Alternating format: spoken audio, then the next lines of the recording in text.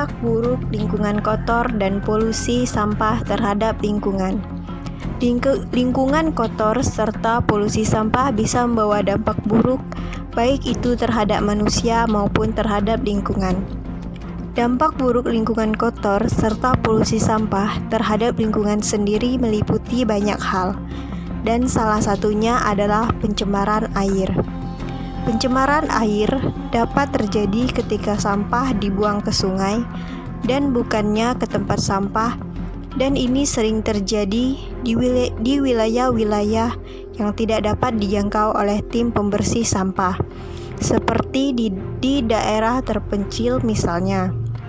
Selain mencemari air sungai, pembuangan limbah atau sampah juga dapat menghambat proses air tanah. Dan tentu saja ini merupakan sebuah kabar buruk, mengingat air tanah sangatlah penting bagi manusia. Selain mencemari sungai dan menghambat proses air tanah, sampah juga dapat mencemari tanah dan menjadikannya tidak sehat. Sama halnya dengan sampah yang dibakar di pekarangan rumah, mengingat pembakaran sampah, apalagi sampah anorganik, dapat merusak lingkungan jika dilakukan secara terus-menerus.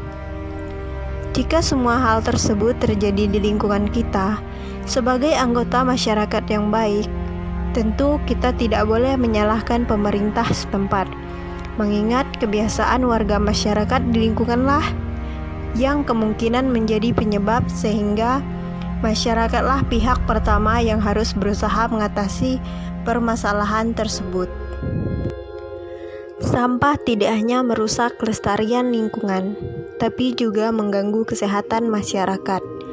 Pencemarannya melalui udara, air, tanah, maupun organisme lain dapat menimbulkan penyakit. Sampah yang tidak terkelola, selain menimbulkan bau tidak sedap dan mengganggu estetika, juga menjadi media perkembangbiakan vektor dan hewan pengerat. Sebagai contoh, polusi sampah diketahui dapat mengakibatkan peningkatan berbagai penyakit infeksi saluran pencernaan, dan sebagainya.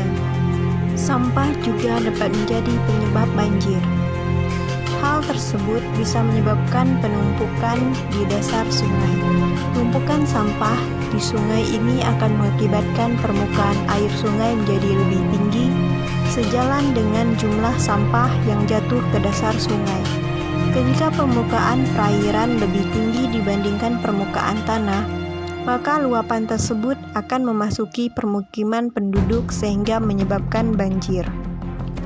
Beberapa hal yang dapat dilakukan masyarakat dalam mengurangi risiko bencana banjir diantaranya membuang sampah pada tempatnya, membuat saluran air, hijaukan lingkungan dengan menanam pohon untuk meningkatkan penyerapan air, membuat bendungan yang berfungsi sebagai penahan air, membuat sumur serapan, dan ikut serta dalam melestarikan hutan agar tidak terjadi pembalakan liar yang akan berakibat pada hutan tidak dapat membantu penyerapan air dengan baik.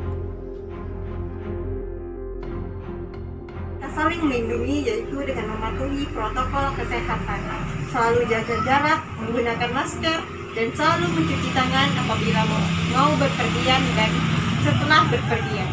Sekian dan terima kasih.